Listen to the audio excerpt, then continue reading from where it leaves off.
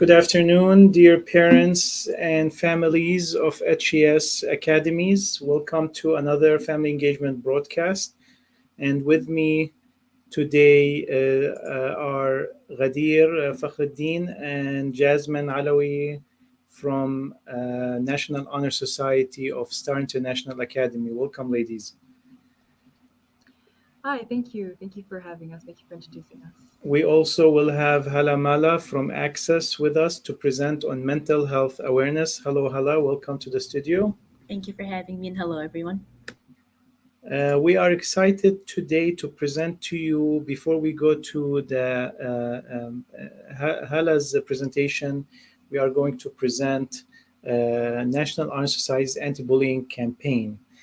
Before that, I'd like to do an announcement. First of all, next Tuesday, November 8th, 2022, there will be no school for students. It's a professional development day for staff, and students will have no school on November 8th, 2022. Enjoy that break. And without further ado, let's hear the National Honor Society present on anti-bullying campaign. Hello, everyone. My name is Ghadir Fakhruddin, and I'm the president of NHS. Hello, I'm the vice president of NHS, and I'm Jasmine Alawi.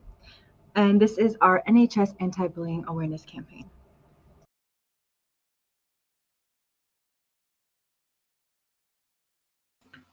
And they are disconnected, so we'll wait for them till they jump back in. In the meanwhile, Hala, how have you been? I'm doing great. How's everything with you? Great. We also are presenting a video at the end of the program. Let me actually present it now. Perfect. To give NHS the opportunity to get back online. This is a little video clip, about a minute, from the last family engagement breakfast and professional development that took place at Star International Academy, HAS. Please enjoy it. And please join us for the next family engagement breakfast and broadcasts, wherever they are. We hold them in all the HES academies.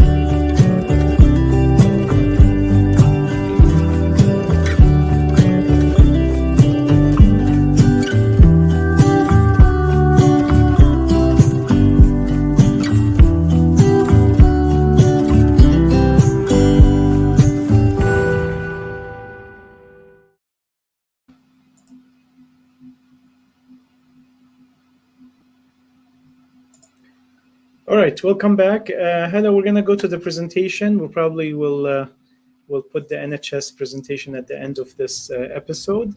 Okay. So without further ado, this is Hala Mallah from Access. She's a public health coordinator at Access Community Health and Research Center. She's experienced in serving and advocating for individuals, groups, and communities.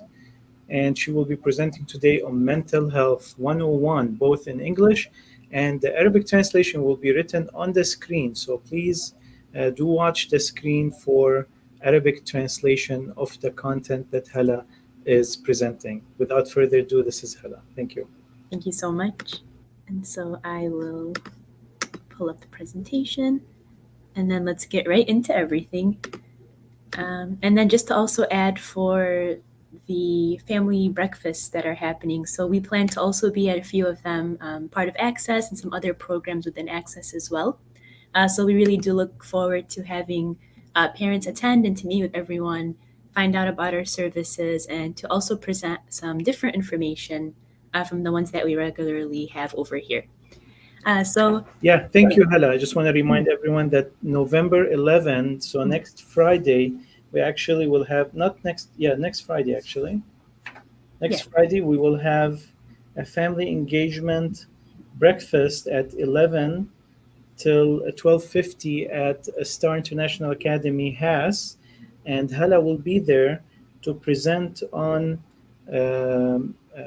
social media and electronic use awareness.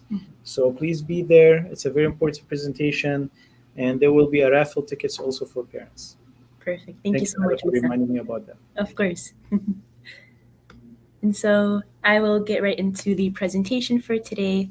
And it's about mental health 101 for teenagers, also for children. And this is aimed towards the parents as well to understand mental health a bit more, and then to be able to help their teen, to help their child whenever they are struggling with some sort of mental health issues. That way we can get them the help they need early on. So next up.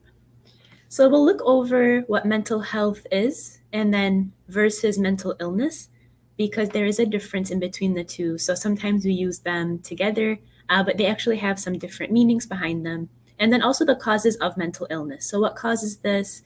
And then also how do people start to view those with a mental illness? So that would be that stigma. And then also how to reduce it. So we'll talk more about what stigma is, how can we help to reduce it, and then all the good things that will happen if we do so. We'll also go into some examples very briefly, and then also help you to learn how you can help your teenager, your child, manage and cope with mental illness. So the main focus would be on encouraging mental well-being, which we'll talk more about. And then also what we love to do in Access is to always give people services, resources, any phone numbers that they can call. That way we have a bunch of different services that are beneficial to you. So we love to get you connected. And then you're more than welcome to contact me as well if you want to learn more about some of these programs, some of these services. And so mental health is basically the well-being of a person. So the state of your well-being, how good do you feel, and how well can you cope with the different things that we experience in life. So when we're looking at teenagers, or for anyone really, we would look at how well they can work, how well they can be productive, how well do they get along with others, how can they contribute to their community, do they feel connected to their community, and then really what's motivating that person. So every day when they're working, going to school, really just going about their day, how is this person approaching their day and how are they feeling about that, about themselves, and then how do they view the world around them and others around them. It's also going to affect, again, how we feel and how we behave in many different aspects, so emotionally, psychologically, as well as socially around us. And mental health is something we all have, so it can either be positive or negative. And just like we can have good physical health, we can also have positive physical health, negative physical health, but we still have that physical health. And so mental health should also be looked at, considered, and treated in the same way that we look at physical health, illnesses or disorders, because people usually won't treat a person that has diabetes or any other physical condition negatively. But if someone comes out and says they have some sort of mental health struggle, they might be viewed negatively or treated differently. And that's really what we'll talk about today, especially for the teenagers, especially with parents helping their children. And how can we really improve people's lives and help them in these kinds of ways rather than just viewing them negatively or making them feel like they have to handle it on their own. And so mental health affects many different areas, like I mentioned before. So this just lists them out for everyone. It's going to affect how we're feeling, how we're dealing with other people, and then how are we feeling about our lives. So for teenagers especially, how well they're going to do in school, the types of friends they have, if they have any friends, the kinds of choices they make for their health, in their relationships, in their friendships, and then also how well they're going to perform in school. So are they going to set goals for themselves? Are they really going to try and apply to colleges? Are they thinking about life after school? Are they taking it seriously, trying to pass the exams? And then are they going to try out for after-school activities as well? And overall, how well do they feel within their community, whether it's their school community or their overall community that they live in? So we want to make sure we're encouraging teens, especially early on, because this is the phase and the stage in their life where they start to learn all the skills they need. And that's where they're really forming their self-view, their self-image, the view of the world around them. And if we don't catch it early on, then it might be too late moving forward as an adult. And, they could make changes in adulthood, but it's a lot more difficult than it would be if they were teenagers. So we play that very important role in helping them to form these new skills and habits early on, so that way they can be the best possible version of themselves as they go into adulthood and later on in their lives.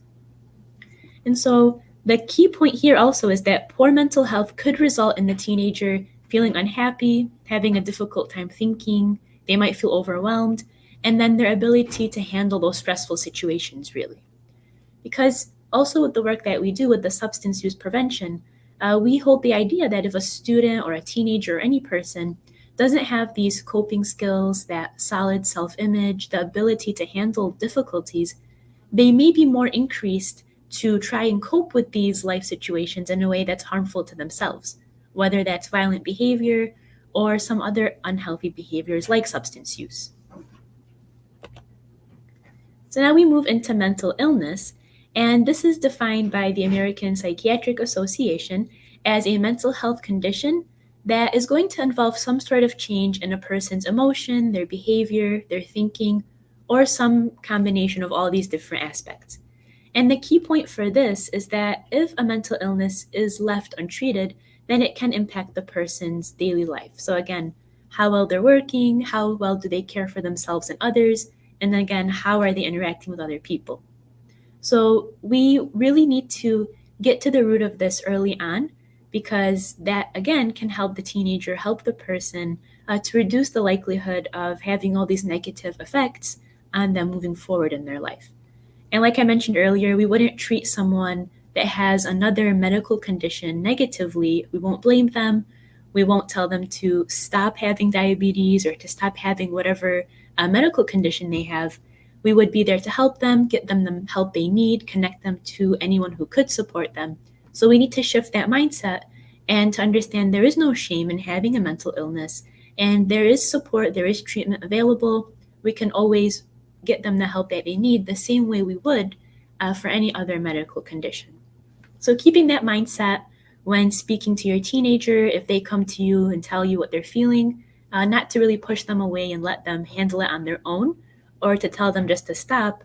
We would really take this seriously and see, okay, what can we do? Ask them the questions and then see what is out there that could help them through this time. And so we look now at some of the causes of mental illness. So there are also going to be a few notes about what things aren't the cause, and those are very important to be focusing on. But before that, we'll look at some of the things that are causing mental illness. So this isn't a full list. This isn't 100% going to apply to everyone out there, but generally based on research, based on information, it could be due to a combination of these factors. Some of these factors could be involved in a mental illness. So sometimes it could be from genetics. They could run in families. Again, not the case with every single person, but it is a possibility. And then it may also increase the likelihood of that person developing a mental disorder, and then it may be passed on from someone to the child. Also, with biology, some mental disorders have been linked to neurotransmitters. So these help the nerves in the brain communicate with one another. And if the chemicals are out of balance, something's not working properly, some of the messaging could not make it through the brain correctly, and then that could lead to the symptoms of mental illness. So there is that biological standpoint as well. And also the possibility of some brain injuries or defects to certain areas of the brain could also be linked to some mental illnesses as well. It could also be due for some people, along with those other factors, psychological trauma could be another contributing factor, as well as environmental stress. So some of these different traumas differ from person to person. What is traumatic for one person might not be traumatic for another person. So it doesn't always have to be something that's very intense or something that's very frightening. It could just be something where the person felt a loss of control, they felt some sort of harm, some sort of threat, either towards themselves or towards someone around them, maybe even witnessing that kind of trauma as well happening to someone else. And then it can also be some environmental stress that goes on with people who are already vulnerable to a mental disorder, could also have a mental illness triggered due to these kinds of stresses. And so we look at the role now of mental illness stigma. And I mentioned this a bit earlier, but that stigma is due to when people have a negative attitude, some sort of discrimination against those with a mental illness. So there are two different forms that could happen. There's that social stigma, and that's when other people have this attitude towards those with mental illness, or they might have this idea around mental illness that is incorrect. So they might view them as being harmful, dangerous, they're making a choice, they're weak. These kinds of things are negative talk, they're negative views, and they do a lot more harm, and they don't do any good for anyone involved. So being careful of the way we speak about mental illness, especially to a person or even around people, because we never know who might have some mental illness, mental health disorders, and if they hear that kind of talk going on, they might feel discouraged. And then we'll go more into the details of how harmful mental illness stigma can be, mental health stigma can be as well. And then due to that social stigma, there can also be self-perceived stigma. So this is when the person internalizes or takes all that negative talk and takes it personally to themselves. So they start to view themselves in all those negative ways. They might view themselves as weak, in any other negative form that others around them are also speaking about or referring to others in that kind of way. And so they take that onto themselves, and that also leads to many harms as well. And so some of the effects now that would happen, so if someone is either hearing these things or something is being said to them, and we know there's this large stigma in the world around mental health, mental illness, and unfortunately it has many negative effects like I mentioned earlier. And then some of them would be a person not wanting to seek out treatment. So they might not want to get the help they need because, again, they're ashamed, they're afraid, they're hearing all this negative talk going on around them, and they start to think, I can't possibly get the treatment then because they're just feeling discouraged. There's no one around them telling them it's okay and telling them this is something that you can get help with. They're really just blaming the person, making them feel afraid and ashamed for that. And then if they do end up wanting to seek treatment, it's oftentimes delayed. Because again, they're not really motivated, they're very reluctant to seek that treatment. And if they eventually do, it might be too late, where they could have gone early on and then gotten the help that they needed early on at the very beginning of when the symptoms were starting to show up. And then that person might experience avoidance, isolation, not wanting to be around other people, and also might feel that social rejection, feeling like they're not accepted by others around them. And that's going to lead to this lack of connectedness to their community, to the world around them, to people around them. And then that could lead to their well-being, their psychological well-being to get worse, their physical well-being, everything else really about them might start to feel worsened. They might also feel misunderstood around friends, family, their peers, especially for the teenagers. They might feel isolated from their schoolmates. They might avoid going to school, not wanting to be around other people as well. And with that, unfortunately, there are real threats that can happen. So a person might be experiencing some sort of violence, bullying, maybe harassment due to their mental illness. And then looking also at some of the other factors would be that poor quality of life and then increased feelings of shame and self-doubt. So the stigma around this mental health overall, to really take this point away with you, makes it difficult for people to seek treatment that they need. And then these conditions may get worse over time. So people end up not seeking that treatment, their outcomes get worse. And so we failed then to get this person the help they need and potentially save many lives moving forward. And so this can really cause a large-scale issue if we look at it this way, because the words that we say, the things that we talk about, especially around other people, really impacts them and really is a lot more impactful than we think it is. So if we can shift that kind of view to something that's more supportive, more positive towards these, more informed, based on facts, based on education, we can start to really shift these views moving forward, especially with our younger generations. That's something that they can start to carry on with them, to let their peers know, let their families know about the importance of speaking about these things in a positive way to get people the help that they need. And then I did mention earlier some of the causes of mental illness. So this is everything that mental illness is not. It's not the parent's fault. It's not a sign of them being a bad parent. They did nothing wrong. It's not the teen's fault either. So if someone has a mental illness, it really isn't the parent's fault. They're not to blame. But the teenager, the child themselves, is also not to blame. They're not a bad teen. It doesn't mean that they're bad, lazy, and it doesn't mean that they're faking it for attention. And then on the flip side, it also does not mean that the teen is violent. It does not mean that they're dangerous. And it also doesn't mean that the teen, the person, cannot get better. And it does not mean that the teen is embarrassing, is an embarrassment, or is bringing some sort of shame to their community or to their family. That's very important to understand. This is something that the person, the teenager, is truly experiencing and needs that help and support and understanding as well. So it might feel like something that's uncomfortable or something that's new information to a parent, to a family, but this is something that is common and can be helped, and there are resources out there to get that person help. So kind of not to feel like this is only happening to, one parent, and they might feel like I can't tell anyone about this. No one else in my community understands, but that's far from the truth. Mental illness can affect anyone, and it affects many people, but it is treatable, and it also can be prevented. It can also be supported. So it's never really too late to get that teenager the help that they need. Especially, again, the younger, the better, getting them started as soon as possible, connected to resources before those symptoms get worse. I won't go through all the details of every single mental health condition that's listed here, but just to give an overview on the screen, there are just a few different mental health conditions that a teenager most commonly could experience. So these are just common among teens. And then again, a mental health condition is going to have some negative effect on the way a person is going to think, feel, and behave. And it's going to affect those different factors in their life.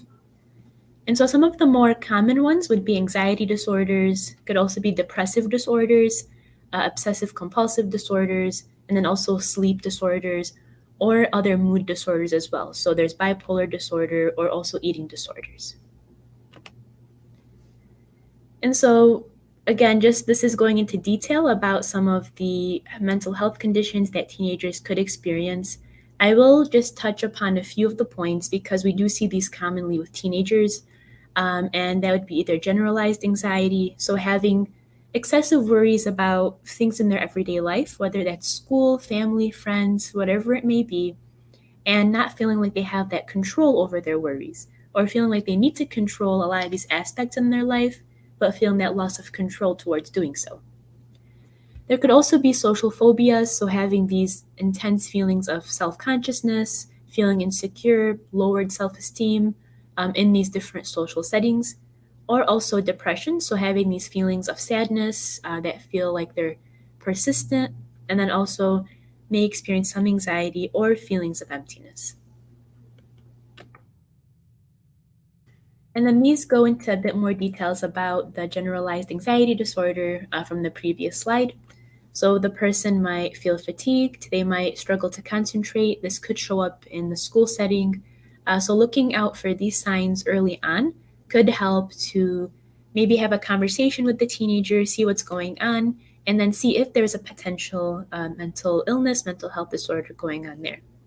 But just because a teenager or person might experience a few of these, it doesn't necessarily automatically mean they might be struggling with a mental health disorder, but it is worth looking more into and then taking those next steps to speak about it and then connect them to any help that they might need. So some of their mood, feeling irritable, might be feeling too worried, can't really keep it under control. Sleeping might be disrupted, so having a hard time staying awake, falling asleep. They might complain of feeling very tired. And then also having a difficult time with just staying energized and motivated as well. So if they're really fatigued or feeling restless and wound up. And then some of these symptoms of social anxiety disorder. So if you see they might be experiencing a lot of self-consciousness, fear of embarrassment, this fear of offending people, rejection, or also worrying about being judged. And they might be feeling anxious for a lot of these different things that have to do with socializing. So any social events, any kind of needing to communicate, to put themselves in that center of attention. And they might also be struggling to make friends, to keep them, or also maybe complaining of some sort of physical feelings when they are around people. And then for depressive disorders, this is the list of some of the different symptoms to be looking out for as well. So it could look similar to some of the other disorders that were mentioned, like struggling with concentration, their memory, their sleep might be disrupted, their eating habits might be disrupted, and then they might be looking like they're irritable, they might feel hopeless, or any of these kinds of things as well. That lack of energy, that fatigue also shows up here as well.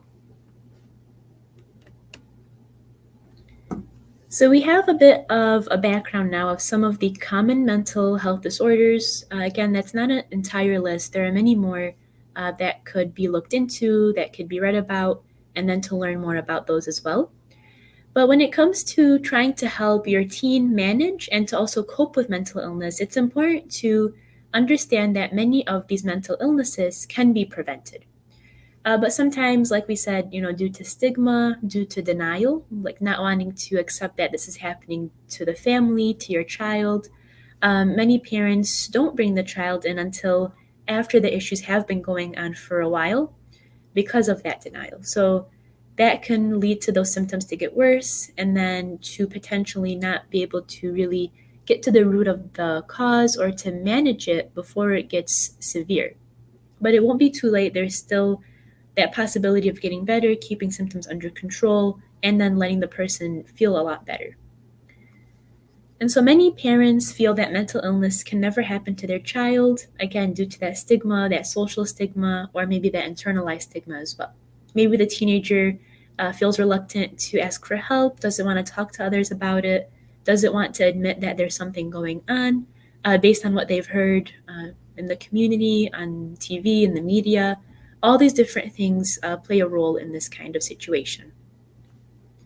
So what we can really start to do again is to work on reducing that stigma, those stereotypes, and then any negative behavior against people that are experiencing mental health conditions. That would be that great first step in beginning to shift these ideas and to get people the help that they need.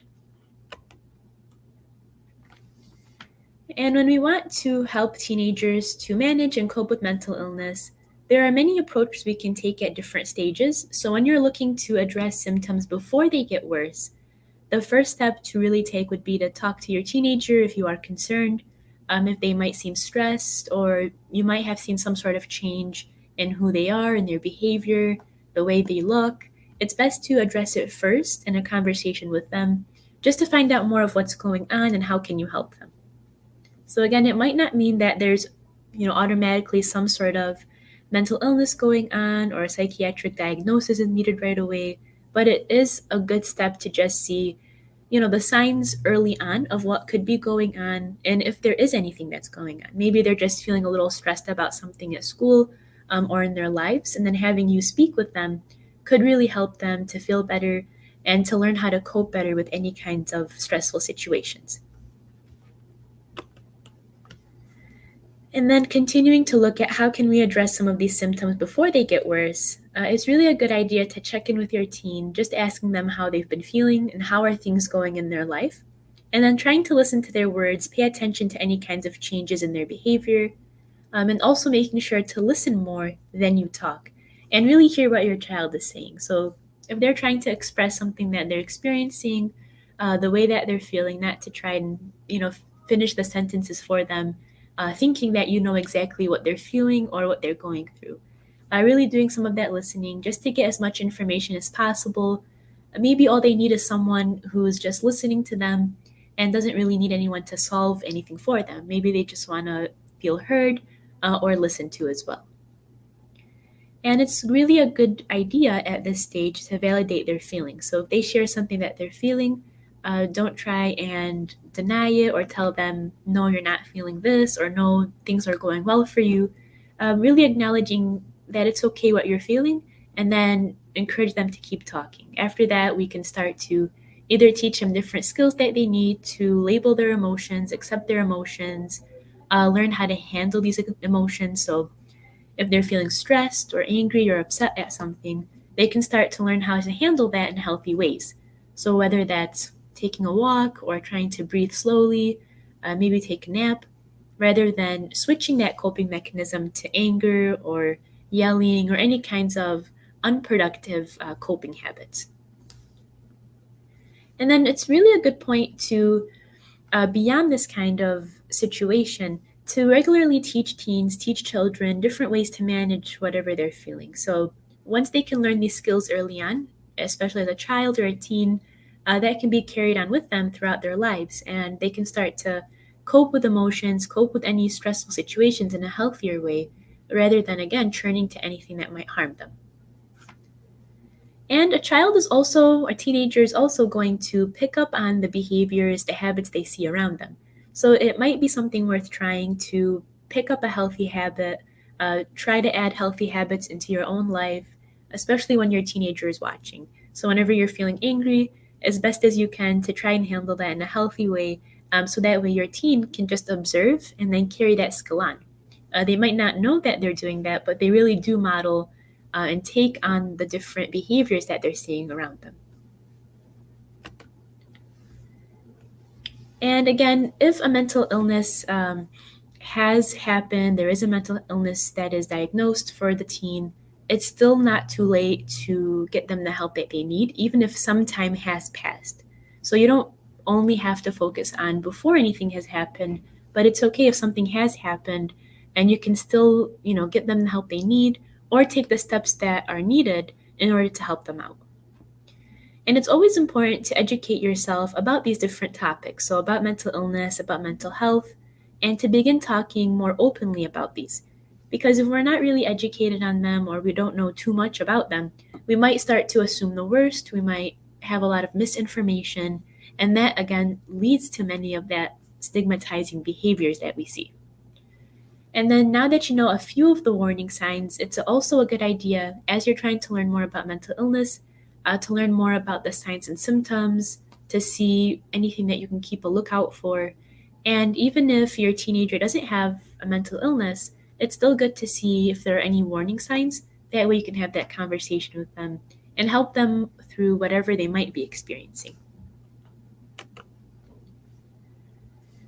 And then also, the main thing I can say is to not jump to conclusions, not to blame anyone. So don't blame the child, the teen, don't blame their friends, and don't even blame the events or situations that your child is experiencing. We don't want to really push any blame, but we do want to help. We do want to stop anything that's being a negative impact or a negative factor to the teen. And we also don't want to keep enabling this kind of behavior. So enabling behaviors would be to blame, to judge, to dismiss anything that the teen is going through. And then that would keep them experiencing or taking part in those behaviors that are harming them. It just might enable that kind of behavior to go on. And then being aware of our language, even if it's to address that stigma or just to help the teenager as well. And then that reassurance, letting your teen know they're not the only one who experiences this, they're not alone in this, can also really help to let them feel like this is something that's common and it isn't something that's their fault. Because they might not know about this. They might start to think it's their fault, there's something wrong with them, but letting them know that that's not the case at all. Even that can be a great step in starting to work on this process of helping to reduce any of the negative effects. And then also it's very important to speak with a professional, a mental health professional, a primary care doctor, someone who can get them the help they need, someone who's qualified to get them the help that they need. Especially if you need more help in this process, if you don't know what to do, if you've educated yourself, if you've had conversations, but you still feel like there's something that's going on that cannot, go away, or that's not going away with whatever you're doing, there's nothing wrong with getting that advice, getting that help, and then also having the doctor maybe refer them to someone who's specialized in this kind of thing. And also, it has been recommended that different types of therapy can be helpful. So some of them are talk therapy, can really go a long way as well. But speaking with that mental health specialist and then getting that specific advice for your specific situation is something that I recommend very much. And so as promised, here are some of the resources. So with Access, we have over 100 different programs. And part of this programming is the mental health, behavioral health programming that we have. And so here are some of the programs listed, some of the services, the different models that are used. And then here are some of the numbers and addresses as well. So I'll keep this up here for a little bit. We do have child and adolescent health programs, so therapy, mental health services, and we also have services for adults as well. And then many of the services are bilingual, so many of the therapists speak Arabic and English as well. And then you can just call, find out more about how much this would cost or anything like that. They can give you those specifics. And so I did want to just touch upon a bit more about my program, the work that we do. And I'm part of the substance use prevention program. And a lot of the work that we do is based around that education and then getting people the help that they need through that kind of education. So we go into schools, we speak with parents, we speak with students, just like I'm doing right now. We also have these family presentations. We're also in the community a lot, and we're trying to get more in the community as much as possible. And the main focus of our work is to reduce that stigma, to let people know that there is help out there, that there's nothing wrong with seeking that help. And then also trying to let people know more education, more facts about mental health, substance use, so that way we can overall reduce that moving forward. We really want to start with reducing that stigma, but also highlighting a lot of the positive things, the things that are going well with people, with students, with the community, and trying to increase that as much as possible. Because a lot of the time we might be focusing on what's going wrong, the harms, and all the negative things that are happening, but we believe there are many strengths, and we're always trying to bring that out and trying to put that into focus as well. So thank you so much for listening today. I hope there was something beneficial that you can carry on with you right now and to start practicing. And as always, I encourage you to attend more of these kinds of presentations, and we look forward to speaking with you again next time. Thank you, Hala, for this presentation. And this will be available also immediately afterwards in recording, so it can be shared with whoever needs to hear more about this important information about, introductory information about mental health. What does it mean? And also, very importantly, how you address the stigma about it. NHS, are you available? Yes, hello, we're here. All right, you want to come in for your presentation? Hello, Hello. Hi. Hello. From National Honor Society of Star International Academy. They'll be presenting on anti-bullying. You want to share your presentation? Yes.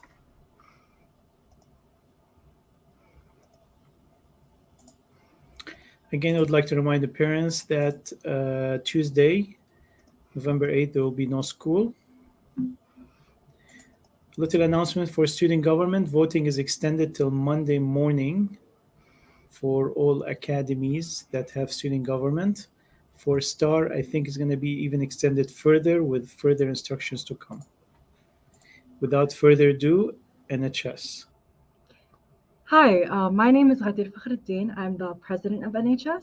Hi, I'm Jasmine Alawi. I am the vice president of NHS. And this is our NHS anti-bullying awareness campaign. Okay, so this is actually something we showed to kids this morning, your kids if they attend Star International Academy Haas. And we essentially just wanted them to start thinking about times they've experienced bullying, witnessed it, and what they reacted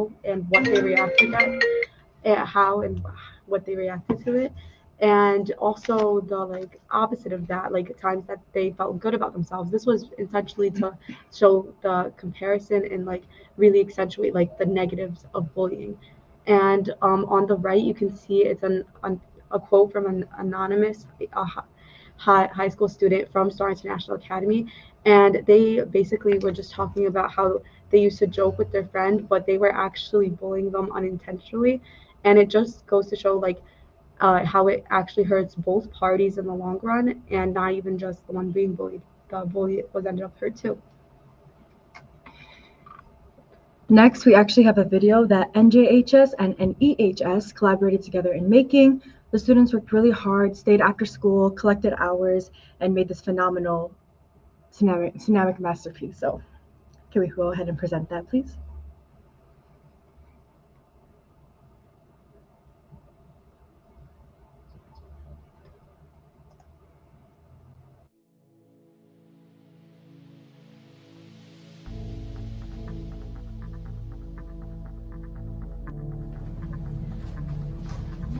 Look at basketball.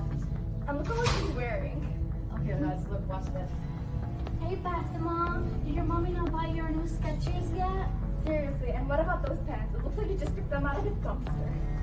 Don't forget the shirt. She's literally drowning in it. It's like shaking. Are you about to cry? Cry to your mommy. You need to stop right now. Why, are you gonna go cry to your mommy too? Or we'll call the teacher on you. Why are you defending her? Look at what she's dressed. She did nothing to you guys. You guys are bullying her for no reason. We're not gonna stop you. You can go away now. Finally, they're gone. They're so unfair, right? What's going on here? They're bullying Basima for how she's dressed and they shoved the books out of her hand. Go to the dean right now. You're getting suspended and apologize. Sorry.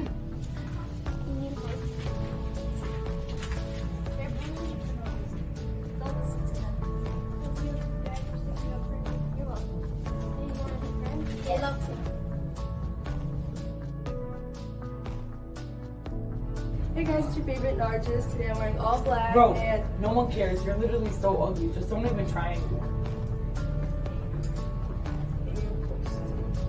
Okay, now it's time for TikTok.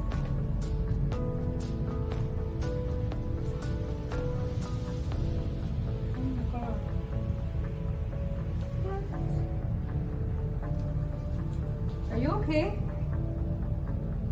I don't know. I posted a TikTok and I got all these bullying comments.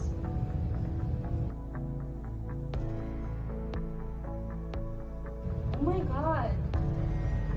Listen, they're all just miserable. They're trying to make you miserable like them. It is not your fault. You did absolutely nothing wrong. I don't know what to do. It's okay. We'll figure it out.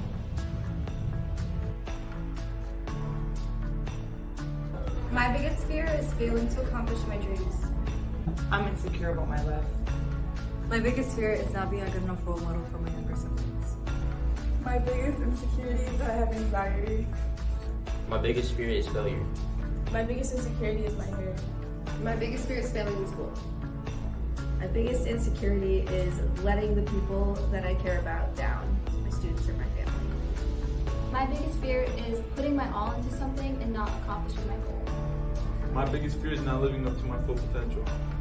My biggest fear is being lonely. My biggest insecurity is being judged. My biggest insecurity is that I don't stand up for myself. My biggest insecurity is shy. I'm insecure about the sound of my voice. I'm insecure because of my glasses. I'm insecure because of my weight. My biggest fear is not being good enough. My biggest fear is failing. That's it. My biggest fear is letting my students down.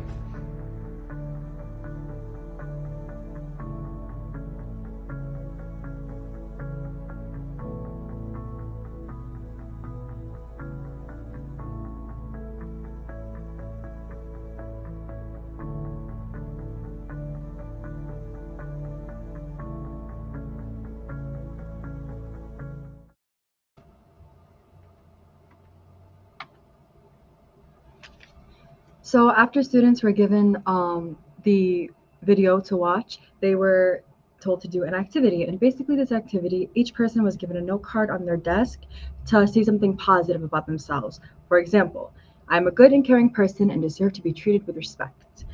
We did this in order to encourage positive self-talk and help the students gain some confidence that they might lose.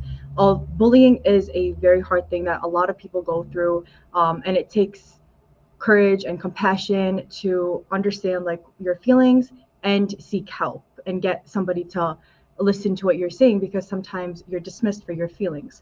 The positive self-talk for the students helps them kind of feel more encouraged about themselves, more confident about themselves, and just allows them to be able to express themselves in a way where they can push away the bullying and those bad feelings and the bad things said to them, and kind of just like focus on their self-love. And on the right, it shows the other part of the activity that we wanted to do, where we told them to finish the sentences. Like, for example, it says, I am a brave person, and then they would complete that with a time they were brave. And we have examples of that here that we want to read to you. Sorry about that. A student said, I am a good and caring person and deserve to be treated with respect. And another person said, I am loved and cared about. People who care about me are my mom and dad. We have some samples here from elementary. One person said, I am capable of achieving success in my life. Another person said, I am here for people and I know people love me and will be there for me when I need them. Always love yourself. And there are like hearts and flowers all over it because they were told to decorate it how they want to. So essentially with these, we want to make a mural around the school, and we just intend to remind everyone every day that like we are here for them, they are loved, and it just is set essentially to give a support system to our students here. Bullying is a very hard experience, and you go through so many different emotions, and a lot of times kids can get confused or even be afraid to express those emotions to a parent or an older person. So if you're a parent and you see that your kid is being bullied, cyberbullying at school, physical bullying, all of that, you can always come to the school, talk to our social workers, talk to a teacher, and we'll be able to provide the help that your child needs. And if your students are interested in helping like as we are, they can join NHS maybe next year or next semester. We may be opening more activities. And yeah, it's just a really great way to help the community. Thank you so much for listening to our presentation. We appreciate your time and patience with us. Thank you, Jasmine and Ghadir, for this beautiful presentation.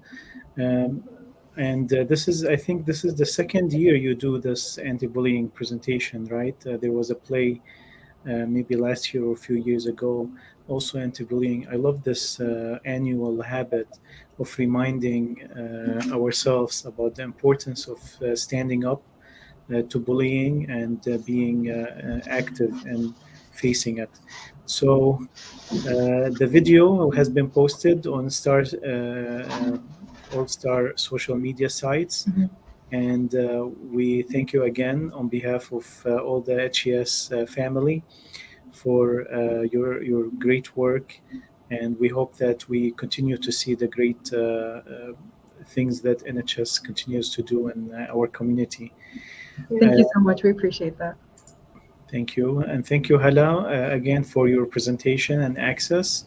We will see you next Friday, November 11th, on a face-to-face presentation with Hala in at Star International Academy has with breakfast and professional development. The topic will be about awareness, electronic awareness for parents, both in Arabic and English. So we hope to see you all there. Thank you very much. Have a great weekend.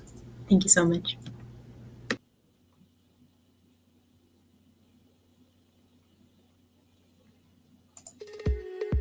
HES Academies have been serving the Detroit metro area for over 23 years, promoting academic excellence, leadership, and cultural diversity, ranking as some of the top schools in the state of Michigan. Our pre-K through 12th grade students enjoy tuition-free, state-accredited education by STEM-certified and highly qualified staff with no geographical restrictions, and with advanced placement, college dual enrollment, scholarship, and Arabic language programs. Noor International Academy in Sterling Heights at niapsa.org, Star International Academy in Dearborn Heights and in Canton at starpsa.org, Universal Academy in Detroit at universalpsa.org, and Universal Learning Academy in Westland at ulapsa.org.